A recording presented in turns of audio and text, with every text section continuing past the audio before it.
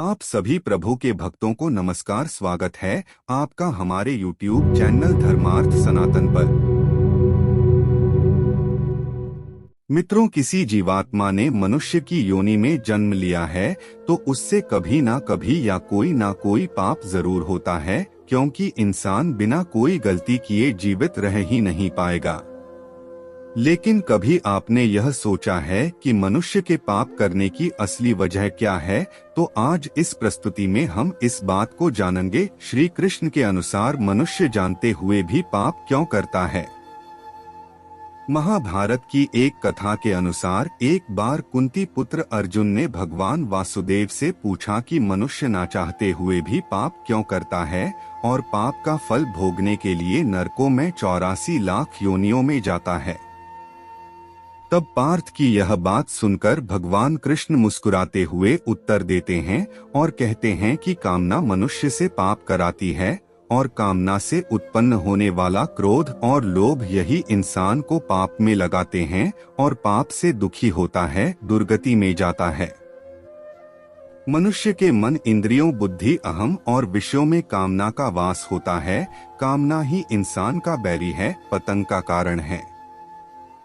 लेकिन इंसान को अपने ज्ञान रूपी तलवार से इसको भेदना चाहिए। मनुष्य के कर्म बंधन का कारण बनते हैं, लेकिन यदि वही कार्य दूसरों के हित के लिए किए जाते हैं तो मुक्त करने वाले बन जाते हैं। अपने यह स्वार्थ कामना से करे तो वही कर्म बंधन भोग है, और दूसरों के लिए निष्काम भाव प्रेम से करें तो वही कर्म मुक्ति आनंद योग का कारण बनता है।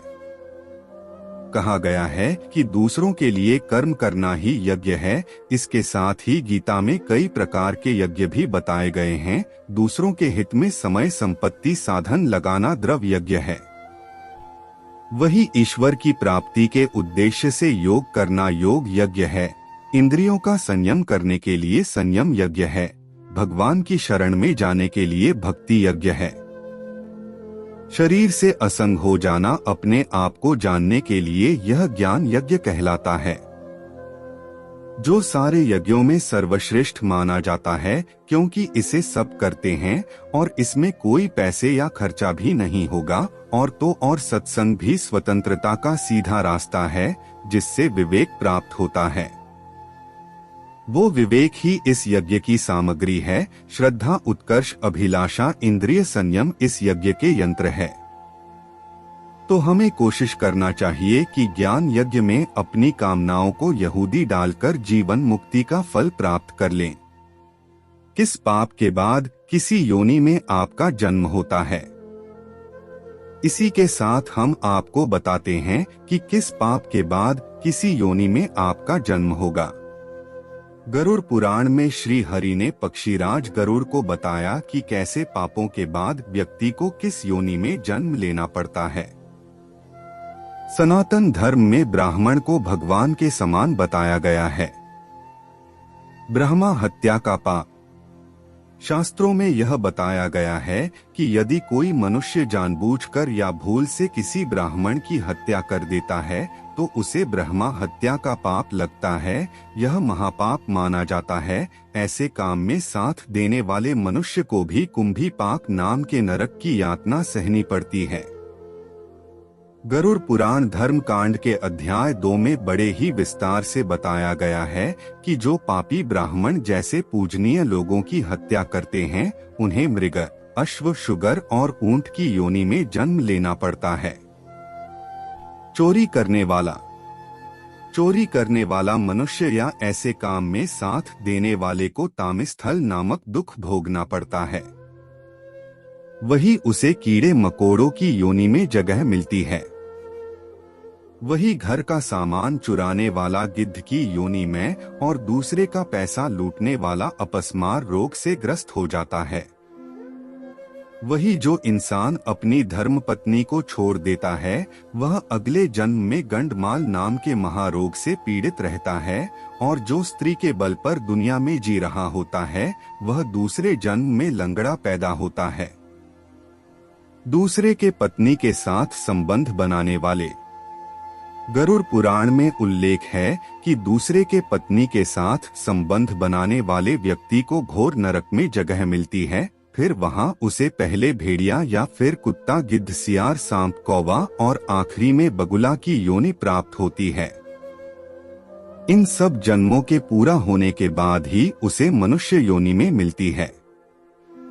अगर हम शास्त्रों की माने तो देवताओं पूर्वजों को खुश किए बिना मरने वाले इंसान को 100 सालों तक कौवा की योनि में जन्म मिलता है। उसके बाद मुर्गा, फिर 1 महीने के लिए सांप योनि में रहने के बाद उसके पापों का अंत होता है, तब जाकर उसे मनुष्य के रूप में जन्म मिलता है। हत्या करने वाला। आपको बता दें कि कोई भी व्यक्ति किसी का कत्ल कर देता है तो इस जघन्य अपराध करने वाले को अगले जन्म में गधे की योनि का जन्म मिलता है, लेकिन अगर वही जिस शस्त्र से हत्या करता है उसी से उसकी भी हत्या हो जाए तो उसे मृग योनि मिलती है, जिसके बाद वह मछली, कुत्ता और बाघ बनता है। इन योनियों में जन्म लेकर अंतिम में वो मनुष्य योनि में जन्म लेता है। आदर नहीं करने वाला।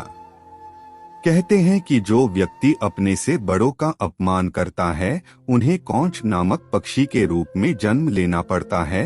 इतना ही नहीं, 10 सालों तक उसे इसी योनि में रहना होता है, फिर जाकर उसे मनुष्य योनि की प्राप्ति होती है। गरुड़ पुराण में बताया गया है कि माता पिता या संतान को दुखी करने वाली लोगों की अगले जन्म में धरती पर जन्म लेने से पहले ही उनकी गर्भ में मृत्यु हो जाती है। शारीरिक शोषण करने वाला। वही जो लोग महिलाओं का शारीरिक शोषण करते हैं या करवाते हैं उन्हें अगले जन्म में भयंकर बीमारियों से पीड़ित होना पड़ता है। धार्मिक मान्यताओं के अनुसार किसी स्त्री की हत्या या उसे गर्भपात कराने वाले व्यक्ति को नरक में दर्दनाक पीड़ा झेलना पड़ता है, जिसके बाद उसे चांडाल योनि में जन्म मिलता है। इसके साथ ही शादी में अड़ंगा पैदा करने वाले पापी मच्छर की योनि में जन्म लेते हैं। अगर उसे फिर से मनुष्य की योनि प्राप्त होती भी है तो उसका होठ कटा हुआ होता है। तो मित्रों, आपने जाना कि श्री कृष्ण के अनुसार मनुष्य के पाप करने की असली वजह क्या है और किस पाप के बाद की योनि में आपका अगला जन्म होगा। अगर आपको यह जानकारी अच्छी लगी हो तो हमें नीचे कमेंट करके जरूर बताएं।